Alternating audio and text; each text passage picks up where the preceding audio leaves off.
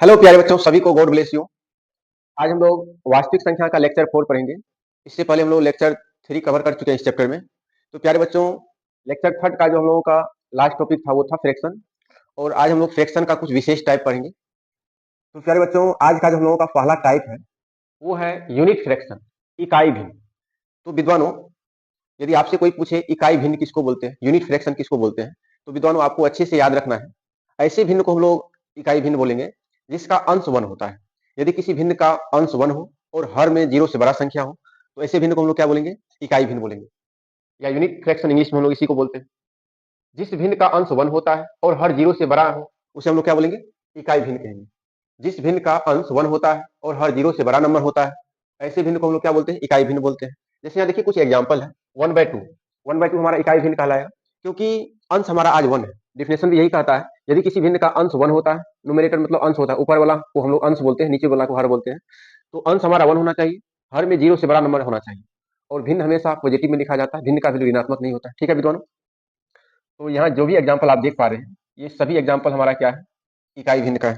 ठीक है विद्वान, यहाँ पे जो भी एग्जाम्पल आप देख पा रहे हैं, ये सभी एग्जाम्पल क्या है, इकाई भिन्न का है, क्योंकि सभी में हम लोग देख पा रहे हैं अंश में क्या है, 1 है। तो नेक्स्ट टाइप जो है आज हम लोगों का वो है दशमलव भिन्न, डेसिमल फ्रैक्शन। ठीक है विद्वानों, अब कहिएगा सर डेसिमल फ्रैक्शन किसको बोलते हैं, दशमलव भिन्न किसको बोलते हैं। तो दशमलव भिन्न हम लोग ऐसे भिन्न को बोलते हैं जिस भिन्न के हर में या तो 10 हो या 10 का घात हो। जिस भिन्न के हर में 10 होता है या 10 का घात, या तो 10 हो या 10 का कोई पावर हो, पावर में भी पॉजिटिव संख्या पावर होना चाहिए। ठीक है विद्वान, तो यहाँ पे जैसे देखिए डिफिनेशन हम लिखे हैं, वैसा भिन्न जिसका हर 10 या 10 का घात हो।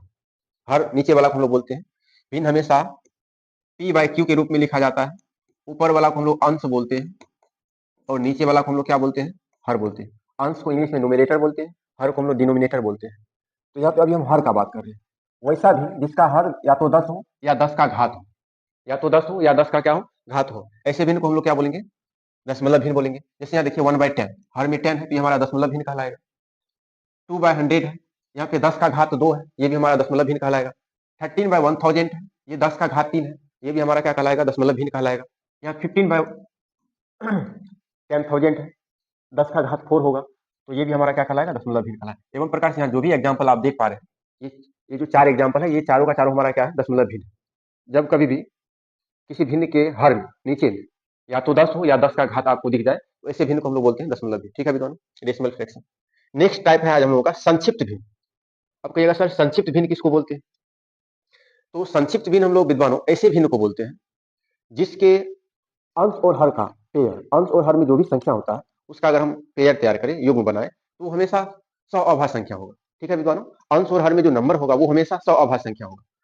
तो यहाँ डिफिनेशन भी हम लिखे हैं, वैसा भिन्न जिसका अंश और हर सअभाज्य संख्या हो। और सअभाज्य संख्या हम लोग पिछले लेक्चर में अच्छे से कवर कर चुके हैं। लेक्चर थर्ड में हम लोग सअभाज्य संख्या के बारे में डिटेल में अध्ययन कर चुके हैं। यदि किसी को पता नहीं है तो आप पहले लेक्चर थर्ड देख लीजिए। ठीक है विद्वान, तो वैसा भिन्न जिसका अंश और हर सअभाज्य संख्या हो, ऐसे भिन्न को हम लोग क्या बोलते हैं, ऐसे भिन्न को हम लोग संक्षिप्त भिन्न बोलते हैं। ठीक है विद्वान, अब कहिएगा सर सअभाज्य संख्या आप बोल रहे हैं, तो सअभाज्य संख्या में हम लोग सीखे हैं कि दोनों नंबर का एचसीएफ निकालेंगे तो वो 1 आएगा। कितना आएगा, 1 निकलेगा। एचसीएफ क्या निकलेगा, 1 निकलेगा। जैसे यहाँ देखिए कुछ एग्जांपल दिए अभी, ये हमारा संक्षिप्त भिन्न है। पहला एग्जांपल है 2/3, और 2 और 3 का यदि हम एचसीएफ निकालें तो वो कितना आएगा, 1 आएगा। तो ये हमारा क्या कहलाएगा, संक्षिप्त भिन्न कहलाएगा। 5/7, 5 और 7 का यदि हम एचसीएफ निकालें तो वो भी 1 निकलेगा, ये भी हमारा क्या कहलाएगा, संक्षिप्त भिन्न कहलाएगा। 3 और 4 का एचसीएफ भी 1 होगा, ये भी संक्षिप्त भिन्न कहलाएगा। 15 और 16 का भी एचसीएफ 1 होगा, ये भी हमारा संक्षिप्त भिन्न कहलाएगा। जब अंश और हर का हम युग्म तैयार करें और उस युग्म का यदि एचसीएफ 1 होता है, तो ऐसे भिन्न को हम लोग क्या बोलेंगे, संक्षिप्त भिन्न बोलेंगे। क्या बोलेंगे विद्वानों, संक्षिप्त भिन्न। आज का जो हमारा ये जो ये जो हमारा तीसरा टाइप है भिन्न का, ये है सतत भिन्न। अब देखिए विद्वान, सतत भिन्न को हम लोग लंगरा भिन्न के नाम से भी जानते हैं। तो यहाँ 3 एग्जांपल हम लंगरा भिन्न का दिए। ठीक है विद्वान, ऐसा भिन्न आप लोग बचपन में हल भी किए होइएगा। जैसे यहाँ देखिए 1 + 2/5 + 3/4 + 8/9 + 3/2। ठीक है विद्वान, ये जो भिन्न है ये हमारा फाइनाइट भिन्न है। ठीक है विद्वान, तो फाइनाइट भिन्न कहने का मतलब ये कहीं न कहीं जाके खत्म हो गया। और इस प्रकार के भिन्न को, सतत भिन्न को हम लोग नीचे से हल करना शुरू करते हैं। पहले हम लोग इसको हल करेंगे, इसका जो रिजल्ट आएगा फिर इसको हल करेंगे, नीचे से हल करते हुए ऊपर जाएंगे। जैसे यहाँ भी देखिए, ये भी हमारा सतत भिन्न का एग्जाम्पल, ये भी फाइनाइट भिन्न है। इसमें भी हम लोग नीचे से हल करना शुरू करेंगे, पहले ये इसको हल करेंगे, इससे जो नया रिजल्ट बनेगा फिर पुनः हम लोग इसको हल कर लेंगे। तो फाइनाइट भिन्न को हमेशा नीचे से हल किया जाता है। फिर यहाँ देखिए, ये हमारा क्या है, इनफाइनाइट ये हमारा इनफाइनाइट है, क्योंकि ये डॉट डॉट हम दे दिए हैं। इसका मतलब ये सीरीज आगे बढ़ते चला जाएगा, 1 प्लस 1/2 प्लस फिर देखिए यहाँ 2 प्लस 1/2 प्लस 1/2 ये आते रहेगा, और यहाँ डॉट डॉट लग गया, इसका मतलब यही सीरीज कंटिन्यू आगे बढ़ता चला जाएगा। ये भी हमारा सतत भिन्न है, ये भी हमारा सतत भिन्न है, ये भी हमारा सतत भिन्न है। और सतत भिन्न को हम लोग नीचे से हल करना शुरू करते हैं। ठीक है दोनों, नीचे से हम लोग हल करके ऊपर की तरफ बढ़ेंगे। आज का जो भिन्न का लास्ट प्रकार हम लोग पढ़ेंगे वो है यौगिक भिन्न। यदि हमसे पूछता है या आप ही से कोई पूछेगा यौगिक भिन्न किसको बोलते हैं जरा बताइए, तो विद्वानों आपको याद रखना है, यौगिक भिन्न हम लोग ऐसे भिन्न को बोलेंगे जब कभी भी दो भिन्न के बीच का दिख जाए, या दो से अधिक भिन्न के बीच अगर आपको का दिख रहा है। बोर्ड मास आप लोग हल किए होइएगा बचपन में, 7th 8th में बोर्ड मास आप हल किए हैं, तो बोर्ड मास में भी आप देखते होइएगा दो भिन्न के बीच कभी कभी का दिया जाता है। ठीक है विद्वानों, जब दो या दो से अधिक भिन्न के बीच का हो, यहाँ देखिए आज इंपॉर्टेंट टॉपिक क्या है, ये इंपॉर्टेंट बात है, का होना चाहिए। जब भी दो भिन्न के बीच का नजर आ जाए तो ऐसे भिन्न को हम लोग क्या बोलते हैं, यौगिक भिन्न बोलते हैं। ठीक है विद्वानों, यहाँ भी देखिए 1/2 का, 6/8 का, 15/10, तो ये हमारा यौगिक भिन्न कहलाता है। तो आशा करते हैं विद्वानों ये भिन्न का जो विशेष टाइप है आप लोगों को अच्छे से समझ में आ गया होगा। यूनिट भिन्न में जब अंश 1 होगा, हर कुछ भी रहे कोई दिक्कत नहीं है, और हर तो हमेशा 0 से बड़ा संख्या होगा, और भिन्न का वैल्यू हमेशा पॉजिटिव में रहना चाहिए। यदि किसी भिन्न का अंश 1 है तो ऐसे भिन्न को हम लोग यूनिट फ्रैक्शन बोलते हैं, या इकाई भिन्न कहते हैं। दशमलव भिन्न किसको बोलेंगे, वैसा भिन्न जिसका हर या तो 10 हो या 10 का घात हो, तो ऐसे भिन्न को हम लोग क्या बोलते हैं, दशमलव भिन्न बोलते हैं, डेसिमल फ्रैक्शन। और नेक्स्ट टाइप हम लोगों का क्या है, संक्षिप्त भिन्न है, वैसा भिन्न जिसका अंश क्या हो, अंश और हर सवाभाज्य संख्या हो, ये इंपॉर्टेंट है, सवाभाज्य संख्या होना चाहिए। ऊपर और नीचे जो संख्या आपको दिखेगा वो दोनों का पेयर हम तैयार करेंगे तो वो सवाभाज्य संख्या हो, यानी कि ऊपर नीचे जो भी संख्या अगर हम दोनों का एचसीएफ निकालना चाहें तो वो एचसीएफ 1 निकलेगा। यहाँ जो भी एग्जाम्पल है, ये एग्जाम्पल किसका है, संक्षिप्त भिन्न का है। सतत भिन्न आप देख पा रहे हैं यहाँ पे, सतत भिन्न हम 3 एग्जाम्पल आपको दिए। ये फाइनाइट कहने का मतलब ये हुआ कि ये कहीं खत्म हो रहा है, भिन्न खत्म हो गया यहाँ पे आके खत्म हो रहा है। इनफाइनाइट का मतलब ये बढ़ता चला जाएगा, ये सीरीज बढ़ता चला जाएगा, कंटिन्यू अनंत तक जाएगा। यौगिक भिन्न किसको बोलते हैं, जब दो या दो से अधिक भिन्न के बीच का रहे, का यदि रहे तो ऐसे भिन्न को हम लोग क्या बोलते हैं, ऐसे भिन्न को हम लोग यौगिक भिन्न बोलते हैं। ठीक है विद्वानों, आज का जो नेक्स्ट टॉपिक है हम लोगों का वो है एलसीएम और एचसीएफ। और क्लास 10th का जो पहला चैप्टर है उसमें भी हम लोगों को एलसीएम एचसीएफ निकालना पड़ेगा, अभाज्य गुणनखंड विधि से निकालना पड़ेगा। तो एलसीएम क्या है, एचसीएफ क्या है, आज हम लोग पहले इसका मीनिंग को समझेंगे। ठीक है विद्वानों, यदि आपको पहले से पता नहीं है तो इस लेक्चर के बाद आपको पता हो जाएगा कि एलसीएम का मतलब क्या होता है, एचसीएफ का मतलब क्या होता है। आप लोग बचपन में एलसीएम एचसीएफ अच्छे से पढ़े हैं, तो यहाँ पे गौर से आप देखिएगा इस लेक्चर को। देखिए एलसीएम, सबसे पहले हम लोग एलसीएम का फुल फॉर्म समझेंगे। एलसीएम क्या है, एलसीएम का फुल फॉर्म होता है विद्वानों लिस्ट कॉमन फैक्टर। यहाँ देखिए लिस्ट कॉमन फैक्टर, हिंदी में इसको हम लोग बोलते हैं लघुत्तम समावर्तक। क्या बोलते हैं, लघुत्तम समावर्ती या समावर्तक बोलते हैं। ठीक है विद्वानों, या शॉर्ट में इसको हम लोग लॉसो भी बोलते हैं। ठीक है, लॉसो के हैं या लघुत्तम समावर्ती के हैं या लिस्ट कॉमन फैक्टर के हैं। तो एलसीएम का अगर आपसे फुल फॉर्म पूछेगा तो क्या बोलिएगा, लिस्ट कॉमन फैक्टर होता है, हिंदी में लघुत्तम समावर्ती बोलते हैं इसको हम लोग, और शॉर्ट में इसको हम लोग लॉसो बोलते हैं। ठीक है विद्वानों, जब हम लोग दो या दो से अधिक संख्याओं का लॉसो निकालते हैं, एलसीएम निकालते हैं, तो एलसीएम का मतलब क्या होता है वो हम लोग आज समझेंगे। ठीक है विद्वानों, तो यहाँ देखिए LCM list common factor, LCM का मतलब क्या होता है, दो या दो से अधिक संख्याओं का एलसीएम उन सभी संख्याओं से विभाजित होने वाली सबसे छोटी धनात्मक पूर्णांक संख्या होती है। ये बात आपको समझ में नहीं आया हो, ये जो लिखा हुआ है, तो यहाँ एग्जाम्पल दिए हैं, यदि हम एग्जाम्पल कर लेते हैं तो ये जो बात लिखा हुआ है यहाँ पे इसको हम अच्छे से आपको समझा पाएंगे। जैसे विद्वानों यहाँ देखिए, आज हम एलसीएम निकालना चाह रहे हैं 4, 5, 10 का। किसका एलसीएम निकालना चाह रहे हैं, 4, 5, 10 का। तो हम लोग भाग विधि से पहले निकालेंगे एलसीएम। तो 4, 5, 10 का एलसीएम पहले हम 2 से यहाँ पे पहले भाग दिए हैं, 2 से देंगे तो 4 2 टाइम्स जाएगा, 5 को हम एग्जैक्ट उतार दिए वहीं, फिर 10 में 5 टाइम्स जाएगा। फिर देखिए यहाँ पे 2, 5, 5 है, 5 से हम यहाँ पे लगा सकते हैं, तो 2 में नहीं जाएगा तो एग्जैक्ट उतर जाएगा वही, 2 उसे हम उतार देंगे एज इट इज। फिर 5 से ये 1 टाइम्स जाएगा, 5 से यहाँ देखिए फिर ये 1 टाइम्स जाएगा, 5 को 5 से हम लोग 5 से 1 टाइम्स भाग दे सकते हैं। तो यदि हम इसका एलसीएम का बात करें तो एलसीएम में क्या करते हैं, जितना भी अभाज्य संख्या होता है सबको हम लोग मल्टीप्लाई कर देते हैं। जैसे यहाँ देखिए 2 इंटू 5 इंटू 2 इंटू 1 इंटू 1, तो एलसीएम इसका क्या निकलेगा, एलसीएम निकलेगा 2 इंटू 5 इंटू 2 इंटू 1 इंटू 1, 20 आया है। 2 5 जा क्या होता है 10, और 10 2 जा कितना होता है 20 होता है, ये 10 निकला है। अब कहिएगा सर यहाँ पे 4 5 10 का एलसीएम आप क्या निकाले, 20 निकाले। ये 20 क्या है, यहाँ 3 नंबर का हम लोग एलसीएम 20 निकाले हैं। किसका किसका एलसीएम निकाले हम लोग, 4 का 5 का 10 का, ये 3 नंबर यहाँ 4 5 और 10, इसका एलसीएम हम निकाले हैं 20। ये 20 है क्या, ये एलसीएम में हम लोग क्या निकालते हैं। तो विद्वानों आपको अच्छे से याद रखना है, हम लोग जो भी संख्या, हम लोगों का जो भी आंसर एलसीएम में आता है, एलसीएम जो आंसर आता है हम लोगों का, एलसीएम वो सबसे छोटी संख्या होता है जिसमें ये तीनों नंबर से हम भाग दे सकते हैं। पूरा पूरा। ये 3 नंबर का हम एलसीएम निकालें 20, 4, 5 और 10 का। तो यदि ये जो 20 निकला है, ये 20 सबसे छोटा संख्या होता है, सबसे छोटा संख्या होता है, जिसमें हम लोग 4 से भी डिवाइड कर सकते हैं, 5 से भी डिवाइड कर सकते हैं और 10 से भी डिवाइड कर सकते हैं। और ये एलसीएम सबसे छोटा संख्या होता है, इससे छोटा संख्या कोई नहीं होगा, दूसरा नहीं होगा, जिसमें कि हम लोग 4 से भी भाग दे सकते हैं, 5 से भी भाग दे सकते हैं और 10 से भी भाग दे सकते हैं, ऐसा नहीं होगा। तो इसी चीज को यहाँ पे हम लैंग्वेज में भी लिखे हैं, यहाँ आप अच्छे से देखिए। 2 या 2 से अधिक संख्याओं का एलसीएम, एलसीएम हम लोग अभी निकालते हैं। 2 या 2 से अधिक संख्याओं का एलसीएम, लीस्ट कॉमन फैक्टर जो आता है एलसीएम, उन सभी संख्याओं से विभाजित होने वाली, आप बोलिए, आपको अभी हम बताए हैं, 4 से भी इसमें भाग जाएगा, 5 से भी भाग जाएगा, 10 से भी भाग जाएगा। 2 या 2 से अधिक संख्याओं का एलसीएम उन सभी संख्याओं से विभाजित होने वाली सबसे छोटी धनात्मक पूर्णांक संख्या होती है। और ये सबसे छोटा धनात्मक पूर्णांक संख्या है। एलसीएम जो हम लोग निकाले हैं 4, 5 और 10 का, तो ये जो 20 आया है हम लोगों का एलसीएम, ये 20 सबसे छोटा नंबर ऐसा है जिसमें हम लोग ये तीनों संख्या से भाग दे सकते हैं। 4 से भी भाग दे सकते हैं, 5 से भी दे सकते हैं, 10 से भी दे सकते हैं। एलसीएम का यही मतलब होता है, एग्जैक्ट मीनिंग यही होता है। ठीक है विद्वान, 2 या 2 से अधिक संख्याओं का एलसीएम उन सभी संख्याओं से विभाजित होने वाली सबसे छोटी धनात्मक पूर्णांक संख्या होती है। ये जो हम लोग 20 एलसीएम निकाले हैं, ये 20 क्या है?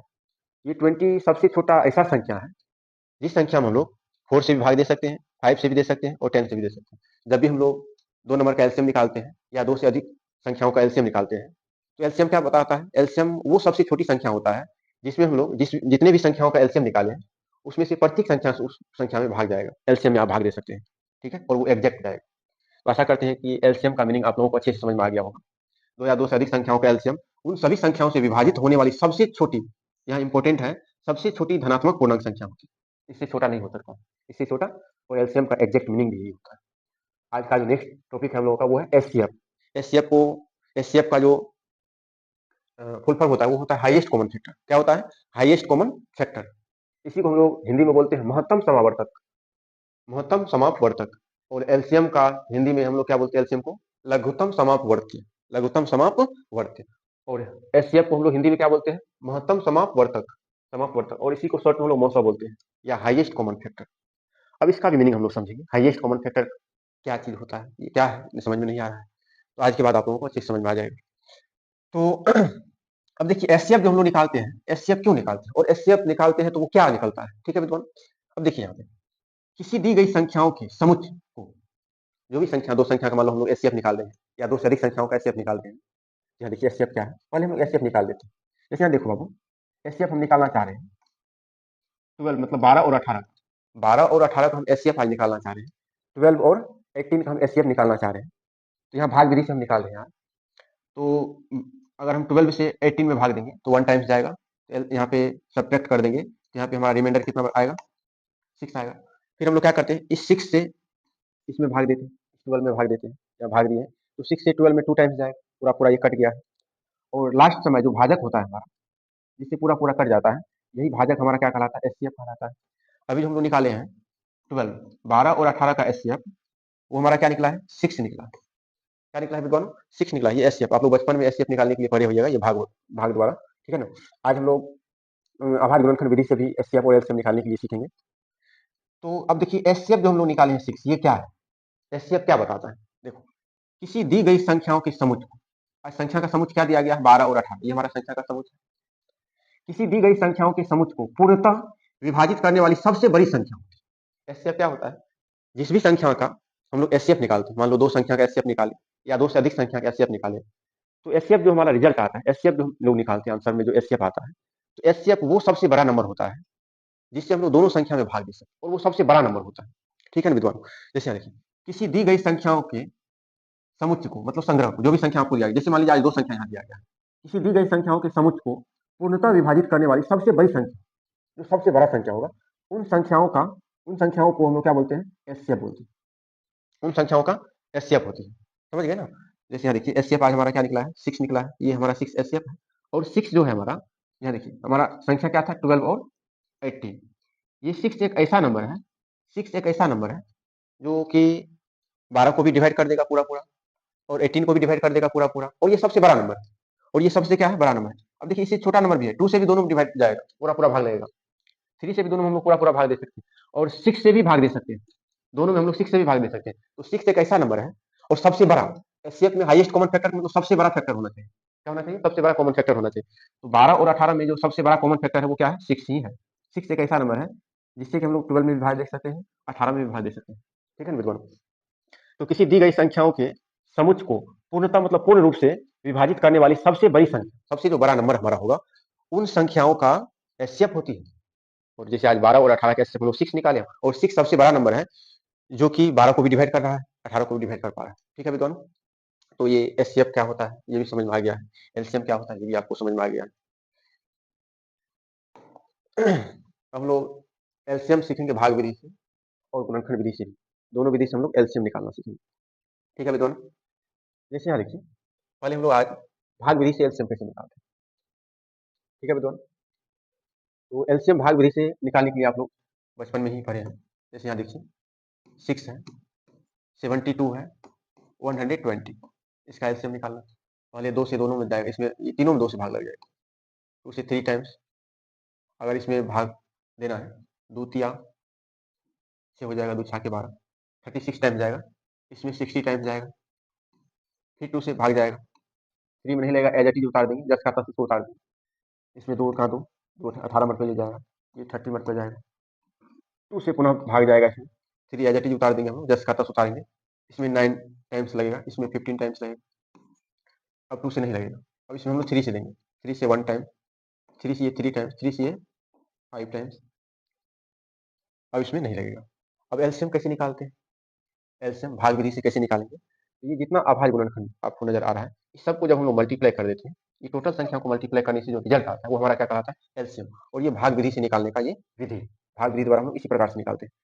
यदि हम लोग एलसीएम, किसका एलसीएम, 6, 72, 120, ये तीनों संख्याओं का यदि हम आपसे एलसीएम पूछे तो क्या बोलिएगा, बोलिएगा सर ये तीनों, ये जो जितना अभाज्य संख्या निकला है सबको आप मल्टीप्लाई कर दीजिए, 2 इंटू 2 इंटू 2 इंटू फिर क्या है 3 इंटू 3 इंटू 5। ठीक है विद्वान। अब इसको हम लोग मल्टीप्लाई करते हैं, 2 टू जा 4, 4 टू जा 8 होता है। फिर इधर देखिए 8 3 जा 24 होता है। इधर 5 3 जा कितना होता है, 15, 24 इंटू 15। यदि ये दोनों नंबर को हम लोग मल्टीप्लाई करेंगे, 24, ये 24 है विद्वान, 24, 24 को यदि हम लोग 15 से मल्टीप्लाई करेंगे, ये 360 आएगा। एक बार हम लोग करके देख लेते हैं, 24 को 15 से मल्टीप्लाई, ये 500 का 20 हो जाएगा, 10, 2 12 होगा, यहाँ 24 से 24 हो जाएगा, 0 6 2 8 3, 300 कितना आ गया है, 60। यहाँ पे हम लोग अभी एलसीएम निकाले हैं 6, 72 एंड 120 का, तो एलसीएम कितना निकला है, 316। अब कहिएगा सर ये जो एलसीएम निकाले हैं 360, ये क्या है विद्वान, ये जो 360 है ये सबसे छोटा संख्या है, ऐसा सबसे छोटा संख्या है जिस संख्या में 6 से भी पूरा पूरा भाग जाएगा, 72 यानी 72 से भी पूरा पूरा भाग जाएगा, और 120 से भी पूरा पूरा भाग जाएगा। एलसीएम जब भी हम लोग निकालते हैं, एलसीएम में जो हमारा आंसर आता है वो ऐसा सबसे छोटा संख्या आंसर आता है जिससे कि पीछे जिस भी संख्या का हम लोग एलसीएम निकालते हैं उन सभी संख्याओं से पूरा पूरा इसमें भाग जाता है। जैसे अभी देखिए 6, 72 और 120, इसका ये तीनों संख्याओं का अभी हम एचसीएफ निकालें, एलसीएम निकालें, सॉरी एलसीएम निकालें। ये जो एलसीएम आया है 360, 360 एलसीएम आया है। ये 360 जो है ये ऐसा सबसे छोटा संख्या है जिस संख्या में 6 से भी पूरा पूरा भाग जाएगा, 72 से भी, 72 से भी पूरा पूरा भाग जाएगा, 120 से भी पूरा पूरा भाग जाएगा। ठीक है विद्वान। आज आप लोगों को एलसीएम का एग्जैक्ट मीनिंग पता चल गया होगा। ठीक है विद्वान। बहुत ऐसा विद्वान है जिसको पहले से भी पता होगा। अब हम लोग एलसीएम ही निकालेंगे लेकिन गुणनखंड विधि से निकालेंगे। कैसे निकालेंगे विद्वान, और क्लास 10th में हम लोग गुणनखंड विधि से सीखेंगे। गुणनखंड विधि का कहने का तात्पर्य है यहाँ पे हम लोग अभाज्य गुणनखंड विधि का बात करेंगे। अभाज्य गुणनखंड विधि से आज हम लोग एलसीएम निकालेंगे। यही 6, 72 और 120 का एलसीएम, इसी का हम लोग एलसीएम अभाज्य गुणनखंड विधि से कैसे निकालेंगे। जब भी हमको अभाज्य गुणनखंड विधि से एलसीएम निकालने के लिए, तो पहले जो भी संख्या आपको दिया जाएगा पहले उसका हम लोग अभाज्य गुणनखंड कर लेंगे। पहले यहाँ देखिए 120, 2 से इसमें देंगे पहले भाग में, या 60 टाइम्स जाएगा। पुनः 2 से अगर हम भाग देंगे 30 टाइम्स जाएगा। पुनः 2 से भाग देंगे या 15 टाइम्स जाएगा। अब 2 से नहीं जाएगा, इसमें हम लोग इसमें 3 से देंगे, 3 से ये 5 टाइम्स जाएगा। तो यहाँ पे हम लोग लिखेंगे 120 का अभाज्य गुणनखंड। 2 का घात कितना है, 2 का घात 3 है, 3 1 टाइम्स आया है। फिर 5 कितने टाइम्स आया है, 1 टाइम्स आया है। फिर नेक्स्ट हम लोग 72 का, इसका भी अभाज्य गुणनखंड कर लेंगे। 2 से 3 टाइम्स 6 टाइम्स, ठीक है बेटा। फिर इसमें 2 से जाएगा 18 टाइम्स, फिर इसमें 2 से हम लोग 9 टाइम्स लगा सकते हैं, फिर 3 से इसमें 3 टाइम्स जाएगा। तो यहाँ पे हम लोग 72 का गुणनखंड क्या लिख सकते हैं, 2 का घात 3 है, फिर 3 का घात क्या है, 2 है, ठीक है बेटा। अब हम लोग 6 का निकालेंगे, तो 6 का क्या हो जाएगा, 2 से 3 टाइम्स जाएगा, तो 2 इंटू क्या हो जाएगा, 3। अब इसका हमको एलसीएम लिखना है अभाज्य गुणनखंड विधि से। किसका एलसीएम लिखना है विद्वान, 6 का, 72 का और 122। अभी जो हम लोग एलसीएम निकाले थे इसी का एलसीएम निकाले, लेकिन ये हम लोग भाग विधि से निकाले। किस विधि से निकाले, इधर हम लोग अभी भाग विधि से निकाले, इसी का एलसीएम आज हम लोग अभाज्य गुणनखंड विधि से निकाल रहे हैं। अभाज्य गुणनखंड विधि में देखो, यहाँ पे देखिए ये जो 120 है, ये सभी में यहाँ से लेकर यहाँ पूरे। आप सबसे पहले देखिए कौन कौन अभाज्य संख्या, यहाँ पर अभाज्य संख्या 2 नजर आ रहा है, अभाज्य संख्या 3 नजर आ रहा है, अभाज्य संख्या 5 नजर आ रहा है। पहले आप टोटल अभाज्य संख्या को सिलेक्ट कर लीजिएगा। तो यहाँ पे अभी हम लोगों को 3 अभाज्य संख्या नजर आ रहा है। तो सबसे पहले हम लोग 2 पे डिस्कस करेंगे। सबसे पहले यहाँ पे हम लोग अभाज्य गुणनखंड विधि में सबसे छोटा अभाज्य हमारा 2 है, तो 2 के बारे में हम लोग पहले डिस्कस करेंगे। इसमें देखिए 2 का घात 3 है, यहाँ भी 2 का घात 3 है और यहाँ 2 का घात 1 है, कुछ नहीं तो कितना है, 1 है। तो एलसीएम जब भी हम लोग अभाज्य गुणनखंड विधि से निकालते हैं, उसमें हम लोग क्या करते हैं, प्रत्येक अभाज्य संख्या का जो मैक्सिमम घात होता है वो हम लोग लिखते हैं। जब भी आपको अभाज्य गुणनखंड विधि द्वारा एलसीएम निकालने के लिए कहा जाए, तो उसमें से पहले आप साइड में कहीं लिख लीजिएगा प्रत्येक अभाज्य संख्या को, इसमें अभाज्य गुणनखंड ही आएगा, इसका फैक्टर जो आता है वो अभाज्य गुणनखंड में आता है, अभाज्य में आता है। तो प्रत्येक अभाज्य संख्या का जो हाईएस्ट पावर होगा वो आपको लिखना है। जैसे यहाँ देखिए इसका एलसीएम हमको आज लिखना है, तो एलसीएम कैसे लिखेंगे हम लोग, इसका एलसीएम सबसे पहले देखिए 2 का मैक्सिमम घात क्या है, 3 है, यहाँ 2 का घात हम लोग 3 लिख देंगे। अब कहेगा सर 2 का घात यहाँ भी 3 है, 2 का घात यहाँ भी 3 है, 2 का घात यहाँ भी 3 है, कहें यहाँ पूरे में, जैसे यहाँ देखिए 2 का घात 3, 2 का घात 3, 2 का घात 1 है, आपको पूरे में देखना है 2 का मैक्सिमम घात कितना है। पूरे में ये तीनों में, तीनों संख्या में देखना है 2 का मैक्सिमम घात कितना है, तो मैक्सिमम घात हम लोग लिखते हैं। अगर मान लीजिए यहाँ पे अगर 2 का घात 5 रहता तो 5 लिखते, बाद बाकी को छोड़ देते, ठीक है दोनों। आज 2 का मैक्सिमम घात 3 नजर आ रहा है, तो इसीलिए 3 लिखना इनटू में। फिर अब देख रहे हैं दूसरा जो अभाज्य संख्या है वो 3 दिख रहा है, दूसरा अभाज्य संख्या क्या है, 3 दिख रहा है। अब 3 का मैक्सिमम घात देख लीजिए क्या है, यहाँ पे 3 का मैक्सिमम घात 2 नजर आ रहा है, यहाँ पे 3 का घात 1 है, यहाँ भी 3 का घात 1 है, लेकिन यहाँ 2 है। तो आपको क्या बताएं, अभाज्य संख्या जो भी आएगा उसका मैक्सिमम घात लिखना है, वो आपको सभी में देखना है मैक्सिमम घात क्या है। तो यहाँ पे 3 का मैक्सिमम घात 2 है, तो वो हम लोग 2 लिखेंगे, फिर इसको नहीं लिखना, ना ही इसको लिखना, ठीक है विद्वान। अब देखिए एक्स्ट्रा में हमको कौन कौन सा अभाज्य संख्या बच गया है, यहाँ पे 5 बच गया है, 5 का 1 है, और प्रत्येक आपको बोले प्रत्येक अभाज्य संख्या का मैक्सिमम घात लिखना है। तो यहाँ पे हमारा अभाज्य संख्या 5 ही है, आज 5 का मैक्सिमम घात हमारा 1 ही, और कहीं 5 नजर नहीं आ रहा, तो 5 को भी हम लोग लिखेंगे। यहाँ देखिए 2 को 3 टाइम्स अगर हम लोग मल्टीप्लाई करेंगे 8 आएगा, 9 आएगा, तो यहाँ पे फिर क्या आएगा, 5 आएगा। अगर तीनों का आपस में आप मल्टीप्लाई कीजिएगा तो यहाँ 72 इंटू क्या हो जाएगा 5, जो कि 360 होगा। आप मल्टीप्लाई करके भी दे सकते हैं। 5 टू जा क्या होगा 10, रिमाइंडर 5 टू जा 10 होगा, हासिल आपको 1 बच जाएगा, ठीक है। फिर देखिए यहाँ 7 पचे 35, 35 में 1 जोड़िएगा तो कितना हो जाएगा 36, 360। ये आपका जो एलसीएम निकला है अभाज्य गुणनखंड विधि द्वारा, ये भी आपका बिल्कुल ही करेक्ट है, ठीक है दोनों। तो अभाज्य गुणनखंड विधि द्वारा हम लोग एलसीएम कैसे निकालते हैं, तो पहले प्रत्येक संख्या का अभाज्य गुणनखंड हम लोग कर लेते हैं, ठीक है। तो अभाज्य गुणनखंड आप पहले कर लीजिएगा। एलसीएम लिखते समय आपको क्या करना है, जितना भी अभाज्य संख्या पूरा समूह में जितना भी अभाज्य संख्या आपको नजर आएगा आप साइड में लिख लीजिएगा। जैसे यहाँ पे 3 ही अभाज्य संख्या नजर आ रहा है, एक 2 था, फिर दूसरा 3 था, तीसरा क्या था 5 था, ठीक है दोनों। यहाँ 3 ही था, मान लीजिए इसमें 7 भी रहता तो यहाँ 7 भी मल्टीप्लाई हो जाता, ठीक है दोनों। यहाँ पे 3 अभाज्य संख्या हमको आज नजर आ रहा था, तो प्रत्येक अभाज्य संख्या का मैक्सिमम घात लिखना। एलसीएम निकालते समय हम लोग क्या करते हैं, प्रत्येक अभाज्य संख्या का मैक्सिमम घात लिखते हैं। यदि प्रत्येक अभाज्य संख्या का प्रत्येक वर्ड यहाँ पे जरूरी है, ठीक है ना विद्वानों। तो प्रत्येक मतलब प्रत्येक टोटल का जितना भी अभाज्य संख्या आपको नजर आएगा उसमें प्रत्येक का मैक्सिमम घात लिखना है। तो अगर प्रत्येक का मैक्सिमम घात को मल्टीप्लाई आपस में कर देते हैं, इससे जो हमारा रिजल्ट आएगा वो हमारा क्या कहलाएगा, एलसीएम कहलाएगा, ठीक है विद्वानों। अब हम लोग क्या सीखेंगे, नेक्स्ट हम लोग सीखेंगे एससीएम, भाग विधि से भी सीखेंगे और गुणनखंड विधि से भी सीखेंगे, ठीक है विद्वान।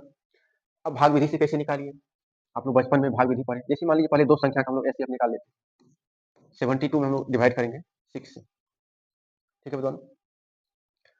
तो यहाँ पे देखिए, तो 6 एका 6, रिमाइंडर कितना बचेगा, सब्ट्रैक्ट करेंगे तो यहाँ पे 1 आ जाएगा, 2 टाइम्स यहाँ कितना हो जाएगा 12 हो जाएगा, सब कट करेंगे पूरा कट जाएगा। ठीक है दोस्तों, तो यहाँ पे देखिए 6 और 72 का जो एचसीएफ निकला है, अभी कितना निकला है, 6 निकला है। ये जो अब एचसीएफ ये 6 आया है, 2 नंबर का एचसीएफ निकाले थे वो 6 आया है। अब ये जो 6 आया है इसका और 120 का निकालेंगे। हम लोग 120 में इसे डिवाइड करेंगे 6 जो एचसीएफ आया है, ये दोनों का एचसीएफ, इसका किसका एचसीएफ 6 और 72 का अभी हम लोग क्या निकाले, 6 निकाले। जो एचसीएफ आया है इस एचसीएफ का पुनः 120 के साथ एचसीएफ हम लोग निकालेंगे। ठीक है अभी दोनों, तो एचसीएफ देख लीजिए, 6 से 2 संख्या हम अगर देंगे तो यहाँ पे क्या हो जाएगा अभी दोनों, ये 20 टाइम्स एग्जैक्ट कट जाएगा। ठीक है दोनों, इसको 20 टाइम्स आप पूरा पूरा कटा सकते हैं। तो यहाँ पे एचसीएफ क्या नजर आ रहा है, 6 नजर आ रहा है। एचसीएफ क्या निकला है, 6 निकला है। यदि हमसे पूछेगा तो लास्ट एचसीएफ हमारा कंसीडर होता है। यदि हम आपसे पूछें एचसीएफ किसका, एचसीएफ 6, 72, 120, ये तीनों का एचसीएफ क्या निकला है, 6 निकला है। ठीक है विद्वान, अब हम लोग एचसीएफ ही निकालेंगे, लेकिन गुणनखंड विधि से, अभाज्य गुणनखंड विधि से एचसीएफ कैसे निकलेगा देखिए। पहले प्रत्येक का अभाज्य गुणनखंड हम लोग कर लेंगे, जैसे 120 का, तो 2 से 60 टाइम्स जाएगा, 2 से 30 टाइम्स जाएगा, 2 से 50 टाइम्स जाएगा, 3 से 50 टाइम्स जाएगा। तो 120 का अभाज्य गुणनखंड क्या आया है, 2 इंटू 2 इंटू 2 इंटू 3 इंटू 5। 72 का हम लोग पिछले पेज में निकाल चुके हैं, वहां से हम लोग उठा लेते हैं। यहाँ 2 का घात 3 आया है 72 का, और 3 का घात 2 आया है। 2 का घात 3 है, इसका मतलब 2 3 टाइम्स आया, 3 2 टाइम्स आया है। 6 का 2 इंटू 3। तो एचसीएफ में हम लोग क्या करते हैं, एचसीएफ में अभाज्य गुणनखंड विधि द्वारा जब भी एचसीएफ निकालेंगे तो तीनों में देखते हैं पहले कॉमन क्या है, कॉमन वाला को पहले देखते हैं। एचसीएफ किसका किसका निकाले हम लोग, 6 का, 72 का, 120 का, ये तीनों नंबर का एचसीएफ जब हम लोग लिखेंगे, एचसीएफ में देखेंगे कॉमन क्या क्या दिख रहा है। एक तो 2 है जो कि तीनों में दिख रहा है, 2 के अलावा एक 3 है, 3 भी तीनों में नजर आ रहा है, इसके अलावा कोई संख्या नहीं है जो कि तीनों में नजर आ रहा है। ठीक है विद्वान, तो जब भी हम लोग एचसीएफ निकालेंगे तो मान लीजिए यहाँ पे अभी हम 3 संख्याओं का एचसीएफ निकाल रहे थे, तो तीनों में जो कॉमन फैक्टर होगा तीनों में वो नजर आना। जैसे 2 देखिए, 2 इसमें भी है, 2 इसमें भी है, 2 इसमें है। फिर देखिए 2 को पेयर ऐसा है, 2 एगो यहाँ भी है, यहाँ भी है, लेकिन इसमें नहीं है। फिर यहाँ भी है, यहाँ भी है, तो इसमें नहीं है। ये दोनों को हम लोग नहीं लेंगे। फिर देखिए यहाँ पे 3 यहाँ भी है, यहाँ भी, यहाँ भी है, ये 3 हमारा कंसीडर होगा। फिर यहाँ देखिए 5 यहाँ है, लेकिन इसमें 5 नहीं है, इसमें नहीं, इसको नहीं लेना है। एक 3 यहाँ बच गया, इसको भी नहीं शामिल करना है। तो जो फैक्टर तीनों में नजर आता है उसको हम लोग लिखते हैं। जैसे यहाँ देखिए 2 यहाँ पे, पहला 2 तीनों में नजर आता है, 2 लिख देंगे। फिर देखिए 3 तीनों में नजर आ रहा है, 3 यहाँ भी है, यहाँ भी, यहाँ भी, ये भी हमारा कंसीडर है। तो 3 इंटू 2 कितना आया, 6 आया। तो भाग विधि से भी हमारा एचसीएफ कितना आया था, 6 आया था। और अभाज्य गुणनखंड विधि से भी एचसीएफ अभी हम लोग निकाले, वो कितना आया, 6 आया।